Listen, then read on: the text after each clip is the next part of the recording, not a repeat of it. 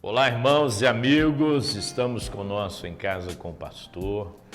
Vou ler um texto de Hebreus, capítulo 12, versículo de número 4. Afinal de contas, vocês ainda não lutaram contra o pecado a ponto de derramar o próprio sangue. Na outra tradução, vocês não resistiram até o próprio sangue.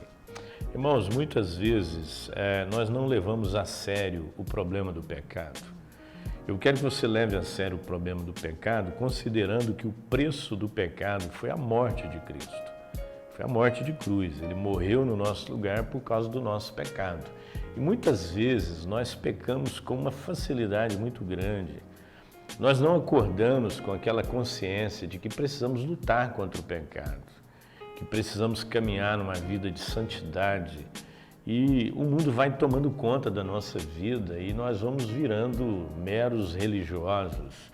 Então hoje eu quero desafiar você a levar em conta o que o escritor da carta aos Hebreus está dizendo. Afinal, vocês não têm resistido ao pecado, não têm lutado até a própria morte, até derramar o seu próprio sangue. Até onde nós estamos dispostos a lutar contra o pecado? Muitas vezes nós estamos cedendo ao pecado, porque nós somos levados pelo desejo, nós acordamos querendo alimentar os nossos desejos, e nós estamos alimentando a coisa errada, porque a Bíblia diz que o espírito e a carne são opostos entre si. Então você tem que acordar determinado a alimentar o seu espírito. Que vida cristã você tem levado? Qual é a sua relação com o pecado? Até onde você realmente odeia o pecado? Até onde o pecado te entristece, angustia o seu coração? Qual a última vez que você chorou por causa do seu pecado, que você clamou em lágrimas para que Deus te libertasse do pecado? Então, muitas vezes, o pecado se torna na nossa vida um animal de estimação, né? Que você está lá fazendo cafuné nele o tempo todo. Então, eu quero rejeitar na minha vida, e eu quero que você rejeite na sua vida o pecado, que você abomine definitivamente o pecado e que você lute até o sangue. Nós lutamos pouco tempo, nós cedemos às tentações com muita facilidade.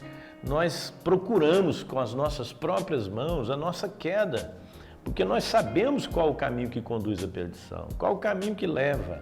A Bíblia diz que um abismo chama outro abismo, então muitas vezes nós estamos nos abismos. Então, meu desafio para você hoje, no nosso Em Casa com o Pastor, é: resista o pecado até o sangue, até, se necessário for, derramar o seu próprio sangue, mas luta contra o pecado. Deus faz-nos odiar o pecado, Senhor, e amar a santidade, a lutar, ó Deus, a resistir até o sangue. Assim oramos em nome de Jesus. Amém.